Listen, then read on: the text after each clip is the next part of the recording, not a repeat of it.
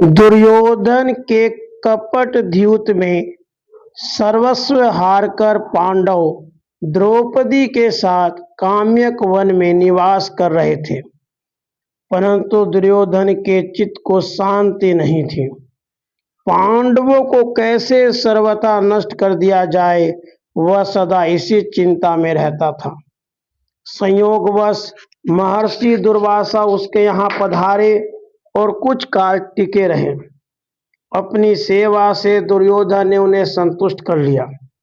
जाते समय महर्षि ने उससे वरदान मांगने को कहा। कुटिल दुर्योधन नम्रता से बोला, महर्षि, पांडव हमारे बड़े भाई हैं। यदि आप मुझ पर प्रसन्न हैं तो मैं चाहता हूं कि जैसे आपने अपनी सेवा का अवसर देकर मुझे कृतार्थ किया है, वैसे ही मेरे उन बड़े भाइयों को भी कम से कम एक दिन अपनी सेवा का अवसर दें। परंतु मेरी इच्छा है कि आप उनके यहाँ अपने समस्त शिष्यों के साथ आतिथ्य ग्रहण करें और तब पधारें जब महारानी द्रौपदी भोजन कर चुकी हो, जिससे मेरे भाइयों को देर तक भूखा न रहना पड़े। बात यह थी कि पांडव जब वन में गए तब उनके प्रेम से विवश बहुत से ब्राह्मण में उनके साथ साथ गए। किसी प्रकार वे लोग लौटे नहीं।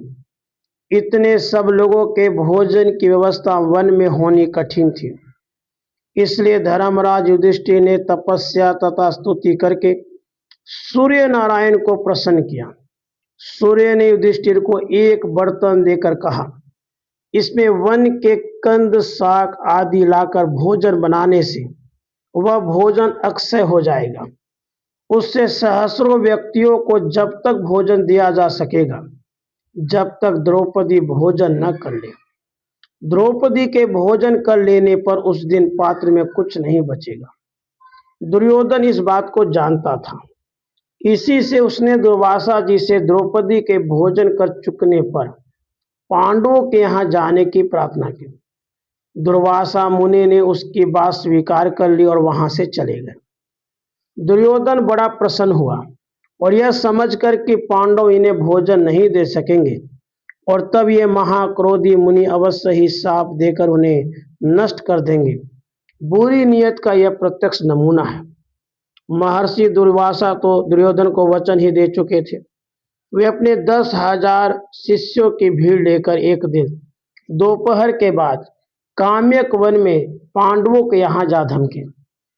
धर्मराज युधिष्ठिर तथा उनके भाइयों ने उठकर महर्षि को साष्टांग प्रणाम किया। उनसे आसन पर बैठने की प्रार्थना की। महर्षि बोले, राजन, आपका मंगल हो। हम सब भूखे हैं और अभी मध्याह्न संध्या भी हमने नहीं की है। आप हमारे भोजन की व्यवस्था करें। हम पास के सरोवर में स्नान करके संध्या वंदन से निवृत्त होकर शीघ्र आते हैं। सौभाग्य धर्मराज ने हाथ जोड़कर नम्रता से कह दिया, देव, संध्यादि से निवृत्त होकर शीघ्र पधारे। पर जब दुर्वासा जी शिष्यों के साथ चले गए तब चिंता से युधिष्ठिर और उनके भाइयों का मुख सूख गया। उन्होंने द्रौपदी को बुलाकर पूछा तो पता लगा वे भोजन कर चुकी हैं। महाक्रोधी दुर्वासा जी भोजन न मिलने पर अवश्य शाप देकर भस्म कर देंगे, यह निश्चित था और उन्हें भोजन दिया जा सके इसका कोई भी उपाय नहीं था। अपने पतियों को चिंतित देख द्रौपदी जी ने कहा, आप लोग चिंता क्यों करते हो? श्याम सुंदर सारी व्यवस्था कर देंगे। धर्मराज बोले, श्री कृष्णचंद्र यहाँ होते तो चिंता की कोई बात नहीं थी, किंतु अभी ही तो वे हम लोगों से मिलकर अपने परिकरों के साथ द्वारका गए हैं। उनका रथ तो अभी द्वारका पहुंचा भी नहीं होगा। द्रौपदी जी ने दृढ़ विश्वास से कहा, वे कहाँ आते जाते हैं? ऐसा कौन सा स्थान है जहां वे नहीं हैं? वे तो यही हैं और अभी अभी आ जाएंगे। द्रौपदी जी झटपट कुटिया में चली गई और उस जन रक्षक आरती नासन मधुसूदन को मन ही मन पुकारने लगे। पांडवों ने देखा कि बड़े वेग से 4 श्वेत घोड़ों से जूता द्वारकाधीश का गरुड़ ध्वज रथ आया और रथ के खड़े होते न होते वे मयूर मुकुट उस पर से कूद पड़े। परंतु इस बार उन्होंने न किसी को प्रणाम किया और न किसी को प्रणाम करने का अवसर दिया। वे तो सीधे कुटिया में चले गए और अत्यंत सुधातुर की भांति आतुरता से बोले, कृष्णे, मैं बहुत भूखा हूँ, झटपट कुछ भोजन दो। तुम आ गए भैया, मैं जानती थी कि तुम अभी आ जाओगे। द्रौपदी में जैसे नए प्राण आ गए। वे हड़बड़ा कर उठी, महर्षि दुर्वासा को भोजन देना है। पहले मुझे भोजन दो, फिर और कोई बात। मुझसे खड़ा नहीं होया जाता भूख के मारे।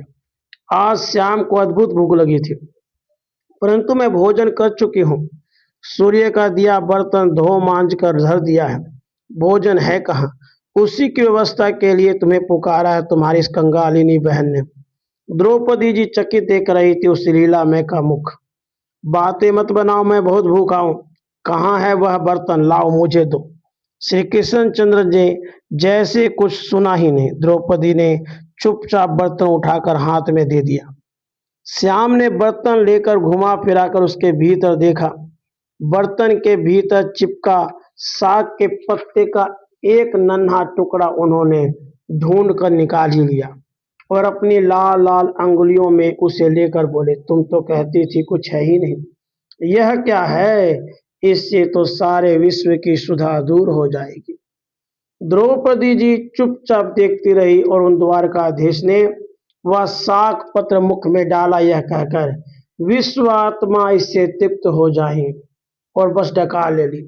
विश्वात्मा श्री कृष्ण चंद्र ने तृप्ति की डकार ले ली तो अब विश्व में कोई अतृप्त रहा कहाँ। वहां सरोवर में स्नान करते महर्षि दुर्वासा और उनके शिष्यों की बड़ी विचित्र दशा हुई। उनमें से प्रत्येक को डकार पे डकार आने लगे। सबको लगा कि कंठ तक पेट में भोजन आ गया है। आश्चर्य से वे एक दूसरे की ओर देखने लगे। अपनी और शिष्यों की दशा देखकर दुर्वासा जी ने कहा, मुझे अम्बरीश की घटना का स्मरण हुआ रहा है। पांडव वन में हैं, उनके पास वैसे ही भोजन की कमी है। यहाँ हमारा आना ही अनुचित हुआ और अब हमसे भोजन किया नहीं जाएगा। उनका भोजन व्यर्थ जाएगा तो वे क्रोध करके हम सबको एक पल में नष्ट कर सकते हैं, क्योंकि वे भगवत भक्त हैं। अब तो एक ही मार्ग है, हम सब यहाँ से चुपचाप भाग चले। जब गुरु ही भाग जाना चाहे तो शिष्य कैसे टिके रहे? दुर्वासा मुनि तो शिष्यों के साथ भागे तो पृथ्वी पर रुकने का उन्होंने नाम नहीं लिया। सीधे ब्रह्मलोक जाकर वे खड़े हुए। पांडवों की झोपड़ी से साग का पत्ता खाकर श्याम सुंदर मुस्कुराते निकले। अब उन्होंने धर्मराज को अभिवादन किया और बैठते हुए सहदेव को आदेश दिया कि महर्षि दुर्वासा को भोजन के लिए बुला लाएं। सहदेव गए और कुछ देर में अकेले लौट आए। महर्षि उनके शिष्य होते तब तो मिलते, वे तो पृथ्वी पर थे ही नहीं। दुर्वासा जी अब पता नहीं कब अचानक आ धमकेंगे। धर्मराज फिर चिंता करने लगे, क्योंकि दुर्वासा जी का यह स्वभाव विख्यात था कि वे किसी के यहाँ भोजन बनाने को कहकर चल देते हैं और लौटते हैं कभी आधी रात को, कभी कई दिन बाद। किसी समय लौटते उन्हें भोजन चाहिए। तनिक भी देर होने पर एक ही बात उन्हें आती है, साफ देना। अब वे इधर कभी झांकेंगे भी नहीं। वे तो दुरात्मा दुर्योधन की प्रेरणा से आए थे। पांडवों के परम रक्षक श्री कृष्णचंद्र ने उन्हें पूरी घटना समझाकर निश्चिंत कर दिया और तब उनसे विदा लेकर वे द्वारिका पधारे। राधे कृष्ण, राधे कृष्ण।